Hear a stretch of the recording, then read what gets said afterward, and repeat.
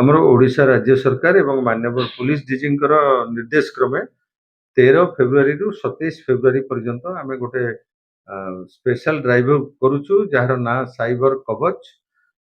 ଏଇ ଡ୍ରାଇଭ୍‌ର ମୁଖ୍ୟ ଉଦ୍ଦେଶ୍ୟ ରହୁଛି ଯୋଉ ମ୍ୟୁଲ୍ ଆକାଉଣ୍ଟ ଗୁଡ଼ିକ ଲୋକମାନେ କିଛି ଲୋକମାନଙ୍କ ପାଖରେ ଏଭଳି ମ୍ୟୁଲ୍ ଆକାଉଣ୍ଟ ଖୋଲାଯାଇଥିବାର ଦେଖାଯାଉଛି। ସେ ଆକାଉଣ୍ଟ ଗୁଡ଼ିକୁ ଆମେ ଭେରିଫାଏ କରିବା ଏବଂ ସେ ମ୍ୟୁଲ୍ ଆକାଉଣ୍ଟ ହୋଲ୍ଡର ଯୋଉମାନେ ତାଙ୍କୁ ଭେରିଫାଏ କରିବା। ଏହି କ୍ରମରେ ଆମ ଜିଲ୍ଲାରେ ପ୍ରାୟ 49ଟି ଏଭଳି ମ୍ୟୁଲ୍ ଆକାଉଣ୍ଟ ଥିବାର ଆମ ନଜରକୁ ଆସିଛି। ୟା ଉପରେ ଆମେ ବିଭିନ୍ନ ଥାନାରେ ବିଶେଷ କରି ପାରଳାଖେମୁଣ୍ଡି, ମୋହନା, କାଶୀନଗର, ଗାରାବନ୍ଦ ଏଇ ସବୁ ଥାନା ଗୁଡ଼ିକରେ ଆମେ ମକଦ୍ଦମା ରୁଜୁ କରିଛୁ ଏବଂ ଏଇ ମ୍ୟୁଲ୍ ଆକାଉଣ୍ଟ ଗୁଡ଼ିକୁ ଭେରିଫାଏ କରୁଛୁ।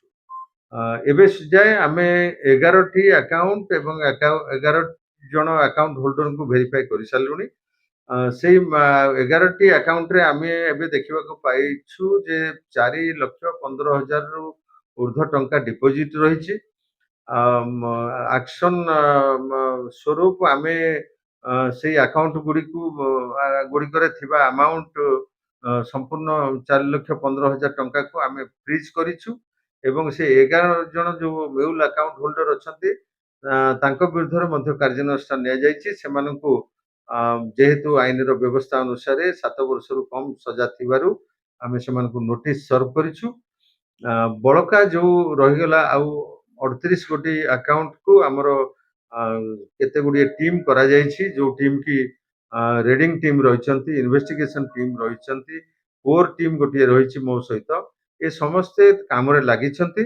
ଆମେ ସମ୍ପୂର୍ଣ୍ଣ ଭାବରେ 27 ତାରିଖ ପୂର୍ବରୁ ଏ ସମସ୍ତ ଆକାଉଣ୍ଟ ଗୁଡ଼ିକୁ ଯାଞ୍ଚ କରିସାରିବୁ ଏବଂ ଆକାଉଣ୍ଟ ହୋଲ୍ଡରଙ୍କ ବିରୁଦ୍ଧରେ ଆଇନଗତ କାର୍ଯ୍ୟାନୁଷ୍ଠାନ ଗ୍ରହଣ କରିସାରିବୁ ଏବଂ ସେତେବେଳେ ଆମେ ଆପଣମାନଙ୍କୁ ପୁଣି ଥରେ ସୂଚନା ଦେଇପାରିବୁ, ସର୍ବଶେଷ ସୂଚନା ଦେଇପାରିବୁ ଯେ ଏଇ 49 ଆକାଉଣ୍ଟ ଉପରେ ଏବଂ ଆକାଉଣ୍ଟ ହୋଲ୍ଡର ମାନଙ୍କ ଉପରେ ଲାଷ୍ଟଲି ଆମେ କଣ ଆକ୍ସନ ନେଇଛୁ ଆମେ ଆପଣଙ୍କୁ ପୁଣି ଥରେ ପ୍ରେସ୍ ମିଟ୍ ଜରିଆରେ ଜଣାଇବୁ। ସାର୍ ଯଦି ଏଇ ବର୍ତ୍ତମାନ ଯୋଉ 10 ଆକାଉଣ୍ଟ ମିଳିଛି ଏବଂ ଯୋଉମାନଙ୍କୁ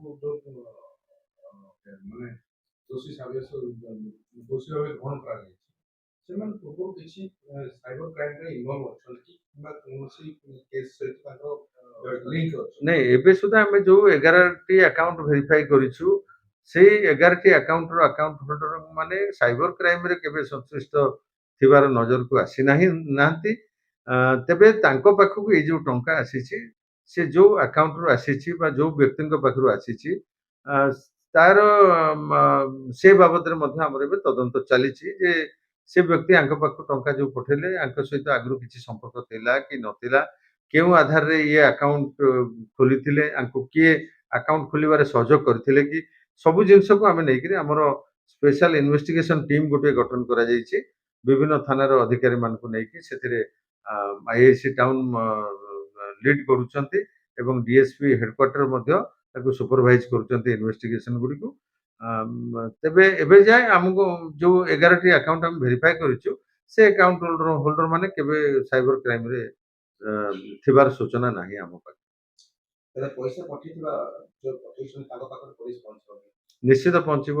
ସେଇଟା ହିଁ ତ ଆମର ଉଦ୍ଦେଶ୍ୟ ଯେ ଏ ଟଙ୍କା କୋଉ ବ୍ୟକ୍ତିଙ୍କ ପାଖରୁ ଆସିଥିଲା, ସେ କାହିଁକି ପଠେଇଥିଲେ ସେ ବାବଦରେ ଆମର ଜାଣିବାଟା ଆମ ପାଇଁ ନିହାତି ଜରୁରୀ ଅଛି।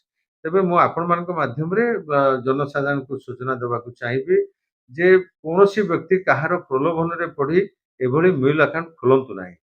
ଖୋଲିବା ଦ୍ୱାରା ଏକ ପ୍ରକାର ସାଇବର କ୍ରାଇମକୁ ବଢାବା ଦେବେ ଏବଂ ଦ୍ୱିତୀୟରେ ନିଜେ ମଧ୍ୟ ଆଇନ ଅଦାଲତର ସମ୍ମୁଖୀନ ହେବାକୁ ତାଙ୍କୁ ପଡିବ। ବ୍ୟାଙ୍କ ସେକ୍ଟରରୁ ଯୋଉ ମ୍ୟୁଲ୍ ଆକାଉଣ୍ଟ ଖୋଲିବା ପାଇଁ ଯୋଉ ସ୍କୋପ ଦିଆଯାଉଛି, ବ୍ୟାଙ୍କରେ ଯୋଉ ପ୍ରୋଭିଜନ ରଖିଦଉଛନ୍ତି ଆକାଉଣ୍ଟ ଖୋଲିବା ପାଇଁ, ସେ ପ୍ରୋଭିଜନକୁ ନେଇକି ବ୍ୟାଙ୍କ ବାଲାଙ୍କୁ ମଧ୍ୟ ସେଥିରେ